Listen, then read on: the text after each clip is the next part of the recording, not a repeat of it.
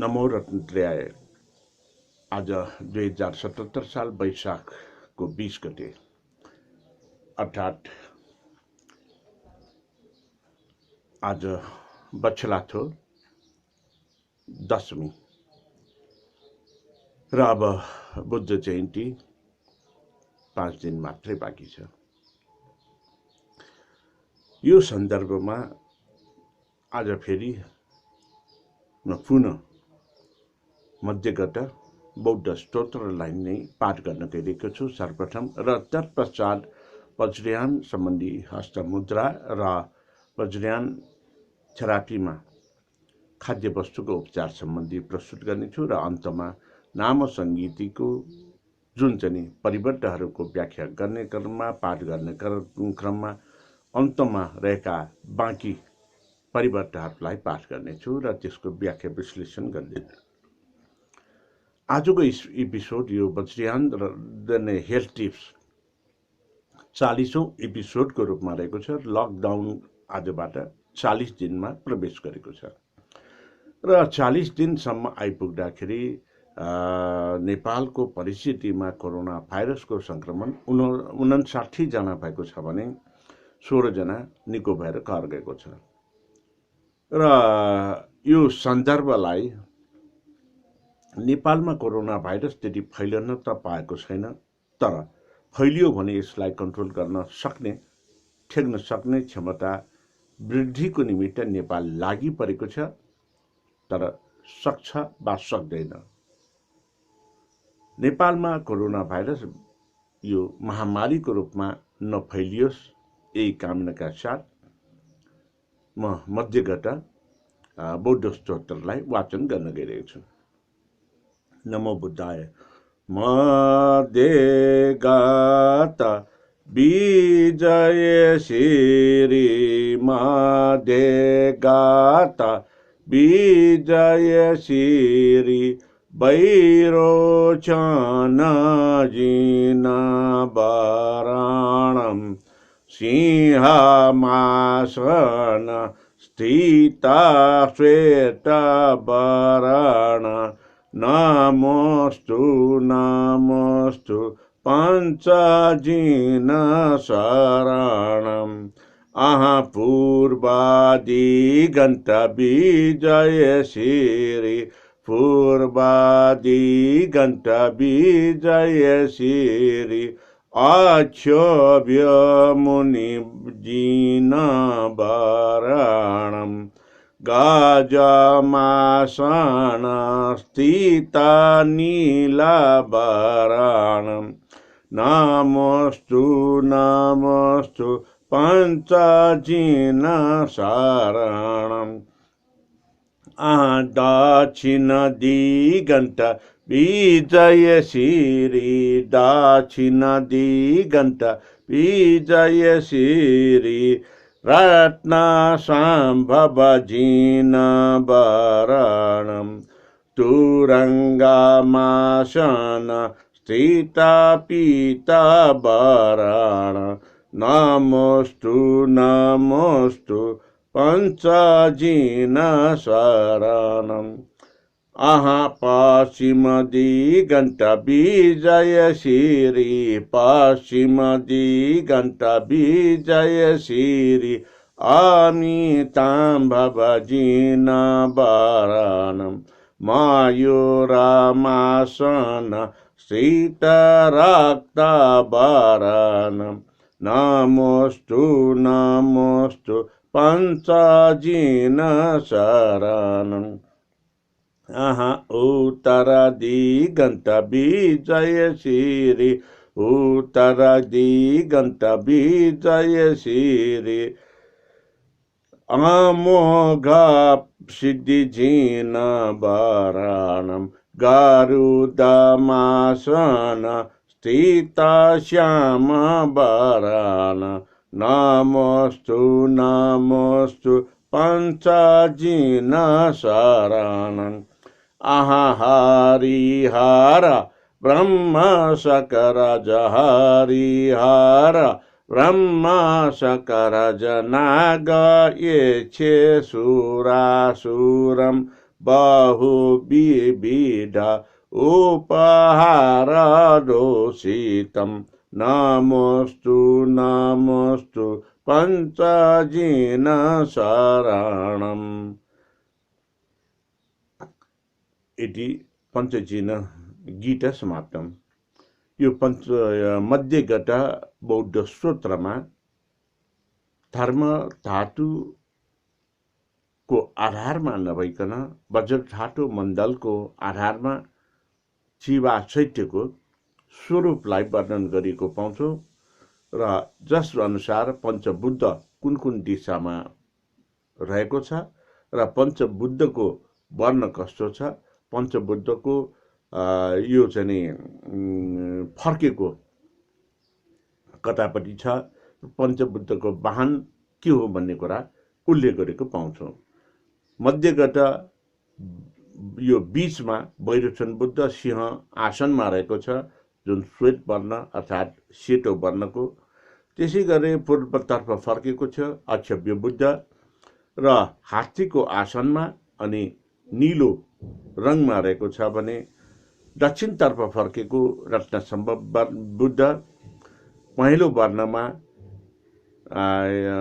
घोडा आसनमा रहेको छ। तुरुङ्ग भनेको यहाँ घोडा हो। र त्यसै गरेर पश्चिमतर्फ फर्केको अमिताभ बुद्ध रातो वर्णमा रहेको छ भने मयूर आसनमा रहेको छ र उत्तरतर्फ फर्केको अमुक सिद्धि बुद्ध श्याम वर्ण अर्थात् गाढा नीलो गाढा हरियो वर्णको रूपमा रहेको छ। अमुक सिद्धि बुद्ध हरियो वर्णको हुने गर्दछ र जुन चाहिँ गरुड आसनमा रहेको हुने गर्दछ। यो सबैलाई एउटा यो नाग यक्ष यो चाहिँ सबैले चाहिँ प्रोटेक्सनको रूपमा सबैले सहयोग गरिरहेको रूपमा रहेको हुनेछ भन्ने र यो मध्यगत बौद्ध स्तोत्रमा उल्लेख गरेको हामीले पाउँछौँ। र आज जुन 2-4वटा वज्रयान हेल्थ टिप्स दिने क्रममा सर्वप्रथम अब यो हामी के भन्दाखेरि जे चाहिँ काम गर्दाखेरि पनि अत्यावश्यक सामग्रीको रूपमा हामीले चाहिँ प्रयोग गर्ने गरेको गहुँको सन्दर्भमा के कुराहरू चाहिँ म यहाँहरूलाई व्यक्त गर्न गइरहेको छु। गहुँको पिठोको हामीले विभिन्न रोटीहरू बनाउँछौँ। गहुँ जौ राखेर बार्ली रूपमा बनाएर पोषणयुक्त खानाको रूपमा चाहिँ हामीले बच्चाको लागि चाहिँ खुवाउने गर्छौँ। यो गहुँको गुण के छ त? गहुँ एउटा शीतलताको प्रतीक हो। गहुँ एकदम वेटी खानाको रूपमा लिइन्छ। गहुँको कारणले चाहिँ हाम्रो वात र पित्तको चाहिँ लाई निर्मूल गर्नको सकिन्छ। त्यसै गरेर कफ तथा यो चाहिँ कफलाई पनि हामीले चाहिँ हटाउन सकिन्छ। गहुँको खाद्यान्न हामीले खाएपछि यो वीर्यवर्धकको रूपमा पनि हुने गर्दछ र बल प्रदान गर्ने पनि हुन जाने गर्दछ। र यो गहुँको त्यही भएर हामीले विविध प्रकारले रोटी बनाएर हामीले खाने गर्छौँ। यो गहुँ खाने गरेको सन्दर्भमा हाम्रो शरीरमा पोषणयुक्त भएर शरीरलाई एउटा जीवनको रूप अर्थात् हृष्टपुष्ट बनाउनको निमित्त मद्दत गर्दछ। गहुँकै कारणले हाम्रो खानामा पनि रुचिवर्धक हुने गर्दछ। खाना नरुचेकाहरूलाई यो गहुँको पिठोको कुनै पनि परिकार बनाएर खाने गरेको सन्दर्भमा त्यसले पछि चाहिँ हाम्रो कफ वात पित्त चाहिँ नाश भएर शरीरमा पोषणकारी तत्त्व चाहिँ गएर चाहिँ हामी खाना खानबाट रुचिवर्धक हुने गर्दछ। र गहुँको चाहिँ यही चाहिँ कुरालाई गर्दा गर्दै मैले अब यो नजिकै अर्थात् चाहिँ ज्येष्ठ महिनामा जुन सिठी नखा सिठी चाड भनेर चाहिँ आउने गर्दछ। सिठी चाड दिवाली नहुनेहरूको निमित्त दिवालीको रूपमा पनि मान्ने गरिन्छ। दिवालीको सन्दर्भमा मैले धेरै पटक व्याख्या विश्लेषण गरिसकेँ। जसको दिवाली देवता बौद्ध देवता छ, चाहे त्यो हिन्दू व्यक्ति होस् चाहे बौद्ध व्यक्ति वा अन्य, ती व्यक्तिहरूको पुर्खामा जुन चाहिँ पुर्खाको पहिचान भनेको बौद्ध व्यक्तित्वको रूपमा रहने गर्दछ र बौद्ध देव देवता यो के भन्दाखेरि कुल देवता हुनेहरूको गोत्र पनि हुँदैन। त्यसै गरेर जो कोहीको यदि हिन्दू देव देवीहरू यो कुल देवताको रूपमा चाहिँ रहेका छन् भने, चाहे त्यो बुद्धिस्ट होस् चाहे हिन्दू, यो कुल देवताको रूपमा हिन्दू देव देवता कुल देवता रहने व्यक्तिहरू बुद्धिस्ट भए पनि उहाँहरूको पुर्खामा हिन्दू जेनेरेसनबाट आएको भनेर हामीले बुझ्नु पर्दछ।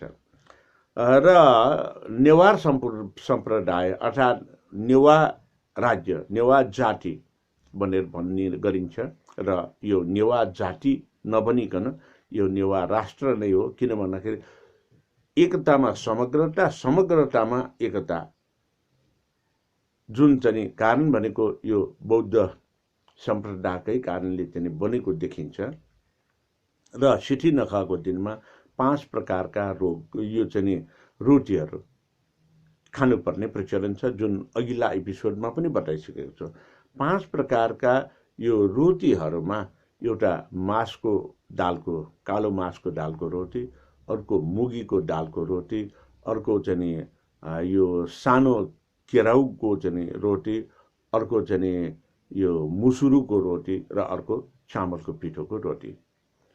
4 प्रकारका रोटीहरू, मासको दाल, मुगीको दाल, यो चाहिँ सानो केराउको दाल, सानो केराउ र मुसुरुको रोटीलाई बारा भनेर भन्ने गरिन्छ र यसलाई नेपाल भाषामा वो भनेर भन्ने गरिन्छ भने, अनि 5औं प्रकारको रोटी भनेको चटामरी, जुन चामलको पिठोबाट बन्ने गरिन्छ। र यो 5 प्रकारको रोटीहरूमा आफ्नै विशेषताहरू रहेका छन्। जस्तो कि मुगीको रोटीमा चाहिँ मुगीको रोटीले हामीलाई चाहिँ के गर्दछ त भन्दाखेरि, मुगी एउटा चाहिँ को कुरा गर्दाखेरि यो आरबिसी सेतो रगतको निमित्त चाहिने तत्त्वहरू यो मुगीले प्रदान गर्दछ र मुगीकै तिनी कारणले हाम्रो शरीरमा चाहिँ जुन चाहिँ यो कफ पित्त र चाहिँ नाश गर्नको निमित्त पनि मद्दत गर्छ भने यसमा भरपूर मात्रामा प्रोटिन र म्याग्नेसियम पाउँछ, जसको कारणले स्नायु प्रणालीमा यसले चाहिँ एकदम सहजता दिलाउँछ अनि अल्प बाटलाई चाहिँ यसले नाश गर्छ, आँखाको तेज बढाउँछ र शरीरलाई चाहिँ यसले मजबुत तुल्याउनको निमित्त धेरै नै मद्दत हुने गर्दछ। त्यसरी नै कालो मासको चाहिँ दालको कारणले यो कालो मासको दाल अलि वेटी खालको हुन्छ, अलिकति खाए पनि हाम्रो पेट भरेको जस्तो हुने गर्दछ, जसको कारणले चाहिँ के भन्दाखेरि एउटा रुचि बढाउनको निमित्त अनि कालो मासको चाहिँ दालको यो बारा अर्थात् वो खानाले हाम्रो शरीरमा जुन चाहिँ ग्लुकोजको मात्रा पनि यसले बढाउँछ। यसले बाटलाई निको पार्नको निमित्त धेरै मद्दत गर्ने गर्दछ र यो मासको दाल पनि यो एक प्रकारले वीर्यवर्धक नै हो र मासको दालको रोटी खानाले मलमूत्र चाहिँ जुन समस्या भइरहेको छ अर्थात् पाचन प्रणालीमा समस्या भइरहेको छ भने यसलाई यो चाहिँ पाचन युक्त बनाउनको निमित्त मद्दत गर्ने गर्दछ र त्यसै गरेर यो के भन्दाखेरि मासको दालको बारा वो खानाले कफ भने चाहिँ यो चाहिँ अलि बढ्न सक्ने देखिन्छ र यदि सुगरको पेसेन्ट छ भने, सुगरको बिरामी छ भने मासको दाल चाहिँ नि सकेसम्म प्रयोग नगर्नु उपयुक्त हुन्छ। तर सिठी नखामा एकपटक मासको बारा खाएर अथवा वो खाएर केही पनि हुँदैन। र अर्को कुरा चाहिँ के भन्दाखेरि यो हामीले चाहिँ नि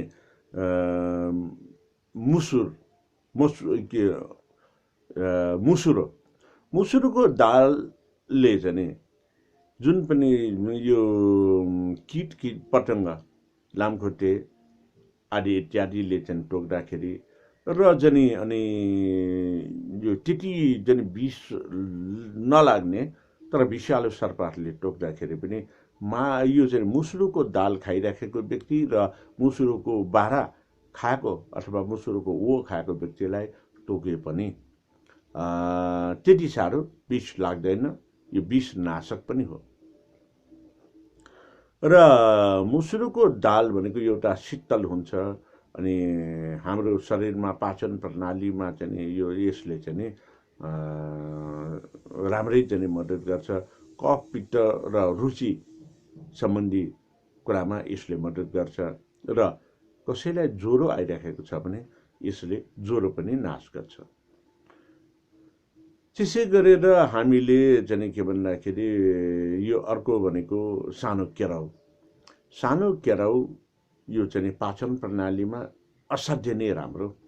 सानो केराउले पाचन प्रणालीलाई राम्रो गर्ने, हाम्रो शरीरमा कहीँ कतै चाहिँ चिल्लो कोलेस्ट्रल ट्राइग्लिसराइड कोलेस्ट्रल चाहिँ जमेको छ भने यो सानो केराउको बारा खानाले, सानो केराउको चाहिँ हामीले अचार खानाले, सानो केराउलाई चाहिँ पकाएर तरकारीको रूपमा खानाले हाम्रो शरीरमा रहेको यो पाचन प्रणालीलाई राम्रो गर्ने, युरिक एसिडलाई राम्रो गर्ने अनि कोलेस्ट्रल र ट्राइग्लिसराइडलाई हटाउने गर्छ। तर यो कसरी खाने भन्ने कुरामा भर पर्ने गर्छ। सानो केराउको बारा खाँदाखेरि यसले पाचन प्रणालीलाई राम्रो गर्छ। सानो केराउ काँचै जुन चाहिँ भिजाएर चाहिँ 80 पटक हामीले चपाएर निल्ने गरेको सन्दर्भमा बेलुका यसले पेटको वायु विकारले हटाउँछ, युरिक एसिडलाई हटाउँछ, कोलेस्ट्रल र ट्राइग्लिसराइडलाई हटाउँछ। अनि सानो केराउ हामीले कुनै पनि भोज यो चाहिँ खाइसकेपछि, चिल्लो पिरो खाइसकेपछि मजाले चपाएर सानो केराउ खाने र त्यसको पछाडि मुलाको टुक्राहरू चाहिँ चपाएर खाने हो भने शरीरमा तत्कालीन अवस्थामा हाम्रो शरीरभित्र छिरेको चिल्लो पदार्थहरू सबै हटाउने गर्दछ। त्यसकारणले यो सानो केराउको महत्त्व पनि यसरी नै हुने गर्दछ।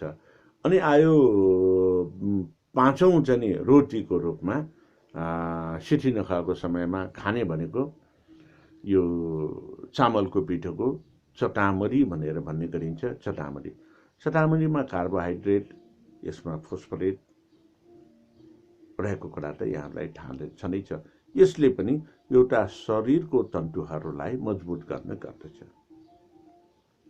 त्यसकारणले वज्रयान बौद्ध परम्परामा यी कुराहरूलाई चाडबाडको रूपमा लिएर चाडबाडमा खाने विषयवस्तुको रूपमा यसलाई प्रयोग गर्ने गरिन्छ। अब कहिले खान्छ भन्दाखेरि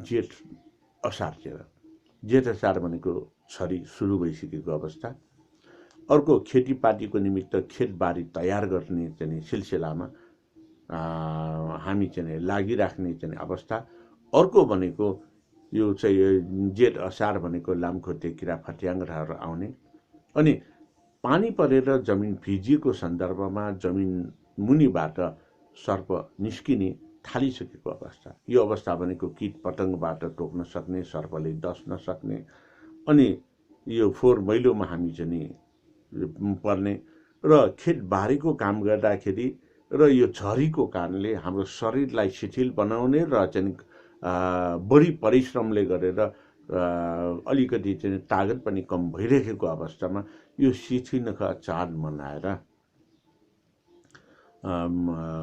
यो चाहिँ मासको बारा, मुगीको बारा, यो चाहिँ सानो केराउको बारा अनि चाहिँ मुसुरोको बाराको साथसाथै चटामरी चामलको पिठोको रोटी खाँदाखेरि शारीरिक रूपमा यो चाहिँ मजबुत तुल्याउनको निमित्त र केही सङ्क्रमित भएको सन्दर्भमा वा चाहिँ केही कीट पतङ्गले टोकेको सर्पले टोकेको सन्दर्भमा यसलाई निराकरण गर्नको निमित्त यो सिठीनुखामा 5 प्रकारका रोटीहरू खाने गरिन्छ। अब एउटा चाहिँ यही सन्दर्भमा के भन्दाखेरि यो झरी पनि लाग्ने, पानी पनि पर्ने, हामीले खाना त्यो कहिले नरुच्ने हुन्छ र खानाहरू नरुच्दाखेरि हाम्रो श्वास प्रश्वास प्रणालीमा पनि असर गर्ने पनि हुन्छ र यो बेलामा पानी बढी खानुपर्ने, किन भन्दाखेरि तातोले डिहाइड्रेसन हुने, गर्मीले डिहाइड्रेसन हुने, त्यो अवस्थामा जुन तपाईँलाई सिकाएको यो मुद्रा त छँदैछ, शरीरभित्रको चाहिँ जुन चाहिँ पानीलाई रिसाइकल गरेर सप्लाई गर्ने, यसले त भरमग्दुर हामीलाई चाहिँ मद्दत गर्ने नै छ। तर त्यसको अलावा यो श्वास मुद्रा भनेर चाहिँ भन्न सकिन्छ। यो श्वास मुद्रा भनेर भन्न सकिन्छ जसको कारणले हाम्रो श्वास प्रश्वास प्रणालीलाई धेरै हदसम्म मद्दत गर्छ र यो श्वास मुद्राले चाहिँ के हुन्छ भन्दाखेरि अझ भन्ने हो भने ब्रोन्काइटिस भएकाहरू, कफ जमेकाहरूको निमित्त यो धेरै मद्दत हुने गर्दछ, जसको कारणले ब्रोन्काइटिस कफको चाहिँ कारणले श्वास प्रश्वासमा चाहिँ हाम्रो घ्यार आउने, निमोनिया जस्तो चाहिँ देखा पर्ने, कफ नफाट्ने, यो चाहिँ जाडो र चाहिँ गर्मीको बिचमा जुन पानी परिरहेको छ, यो ट्रान्जेक्सनल फेजले गर्दाखेरि शारीरिक रूपमा हामीलाई यो कफ सम्बन्धी, पित्त सम्बन्धी अनि चाहिँ ब्रोन्काइटिस रोग त चाहिँ अब कसैलाई पहिलेदेखि नै यो लागेको हुनसक्छ। अनि चाहिँ के भन्दाखेरि हाम्रो यो कफ अड्किने, रोगाखोकी लाग्ने, यो अवस्थामा तपाईँले यो श्वास मुद्रा गर्नुभयो भने श्वास नली तपाईँको फोक्सो सम्बन्धी रोग धेरै मात्रामा यसले फाइदा गर्छ। अब अहिलेको यो कोरोना महामारी, कोरोना भाइरस कोभिड-19 पनि श्वास प्रश्वासमै गएर चाहिँ हाम्रो फोक्सोमा आक्रमण गर्ने कोरोना भाइरसले हुँदाखेरि तपाईँले दैनिक रूपमा यो 1 घण्टा यो श्वास मुद्रालाई दुवै हात राखेर गर्न थाल्नुभयो भने सायद कोरोना भाइरस सङ्क्रमण हुनबाट बच्न सक्छौँ र भाइरस सङ्क्रमण कदाचित भएमा पनि त्यो चाहिँ हाम्रो यो चाहिँ फोक्सोमा, श्वास नलीमा कफ जम्न चाहिँ बाट बचेर त्यहाँ भाइरसले जुन चाहिँ आफ्नो वृद्धि गरेर जम्न खोज्दाखेरि पनि यो निको गर्नको निमित्त धेरै हदसम्म निको यसले चाहिँ फाइदा गर्छ। तर के भन्दाखेरि ती पातको पानी चाहिँ एकदम फटफटी उमालेर मनतातो गरेर तपाईँले यो छिनछिनै भनेको मतलब हरेक आधा घन्टामा 1 कप पिउने गरेको सन्दर्भमा पनि कोरोना भाइरसबाट सङ्क्रमित हुनबाट बच्न सक्ने र कदाचित सङ्क्रमित भएको अवस्थामा पनि धेरै हदसम्म यसले फाइदा हुने जानकारी दिँदै आज यो श्वास मुद्रा कसरी गर्छ भन्दाखेरि हाम्रो यो 5वटा औँला, 5वटा औँलामा अग्नि तत्व, जल तत्व, वायु तत्व, आकाश तत्व, पृथ्वी तत्व, यो 5वटा चाहिँ तत्वहरूमध्ये आकाश तत्व र अग्नि तत्वलाई यसरी जोड्ने। आकाश तत्व र अग्नि तत्वलाई जोडेपछि यो हाम्रो पृथ्वी तत्वलाई यसरी ठाडो राख्ने र अर्को चाहिँ भनेको यो वायु तत्वलाई हाम्रो अंगुष्ठ अर्थात् यो अग्नि तत्वको फेदमा यसरी राख्ने र अनि यो जुन कान्छी औँला जल तत्वलाई यहाँ चाहिँ यो जुन चाहिँ हत्केलाको बीचमा यसरी अर्थात् यो चाहिँ जुन चाहिँ के चाहिँ श्वास मुद्रा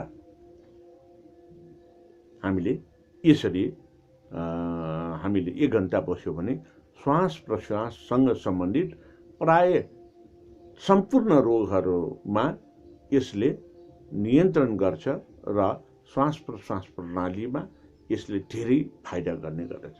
फेरि एकपल्ट के भन्दाखेरि यो आकाश र पृथ्वी जोड्ने अनि जल तत्त्वलाई यहाँ बीचमा ल्याउने, यो चाहिँ वायु तत्त्वलाई यहाँ फेदमा राख्ने र यो पृथ्वी तत्त्वलाई ठाडो राख्ने। यसरी तपाईले दैनिक 1 घण्टा बेलुका सुत्ने बेलामा गर्नुहोस्। तपाईको श्वास प्रश्वास सम्बन्धी प्राय सम्पूर्ण रोगलाई निराकरण गर्नको निमित्त धेरै हदसम्म यसले चाहिँ फाइदा पुर्याउँछ।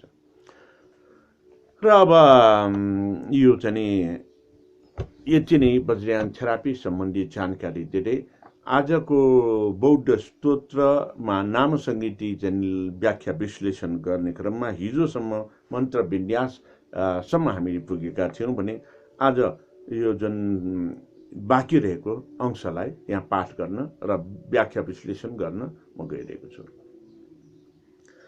अथ वज्रधरा श्रीमान् रेस्ता तुस्ता कृताञ्जलि प्रणम्य नाथ सम्बुद्ध भगवन्तं तथागतम् अन्यैष बहुविधैनाथै गुहेन्द्रो वज्रप्राणिभिः संसादा क्रोधराजान् प्रोवाचोचैरिदं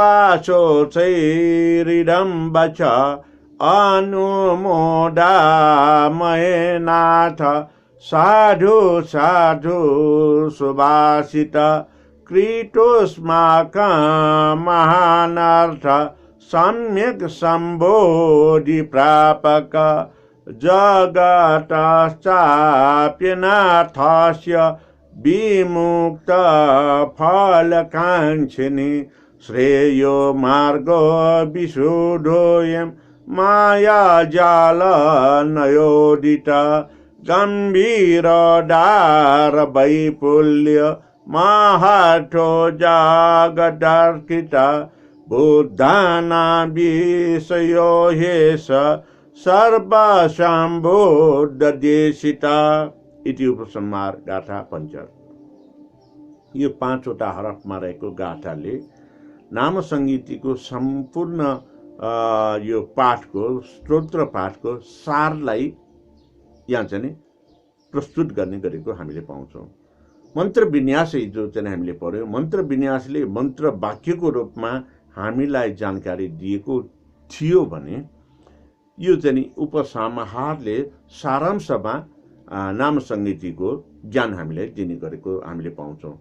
किन भन्दाखेरि यसले अथ वज्रधर श्रीमान हृष्टतुष्ट कृताञ्जलि प्रणम्य नाथम बुद्धम भगवन्तं तथागतम तथागत बुद्धको जने ज्ञानको कारणले हामीले शारीरिक रूपमा हृष्टपुष्ट हुनको निमित्त धेरै मद्दत गर्ने अनि गुहेन्द्र वज्रपाणीको जने गुह्य ज्ञानलाई पनि हामीले यो प्राप्त गर्न सक्ने, जसको कारणले काम क्रोध लोभ मोह ईर्ष्याबाट हामी मुक्त हुन चाहिँ सक्ने कुरा र चाहिँ सम्यक सम्बोधिको ज्ञान प्राप्त गरेर हाम्रो शारीरिक रूपमा लाग्न सक्ने सबै रोगहरूबाट निर्मूल भएर हामी चाहिँ विशुद्धि अर्थात् माया मोहबाट हामी टाढा रहेर विशुद्ध रूपमा अगाडि बढ्न सक्ने, जसको कारणले गम्भीर से गम्भीर चाहिँ रोगहरू, गम्भीर से गम्भीर चाहिँ हाम्रो चाहिँ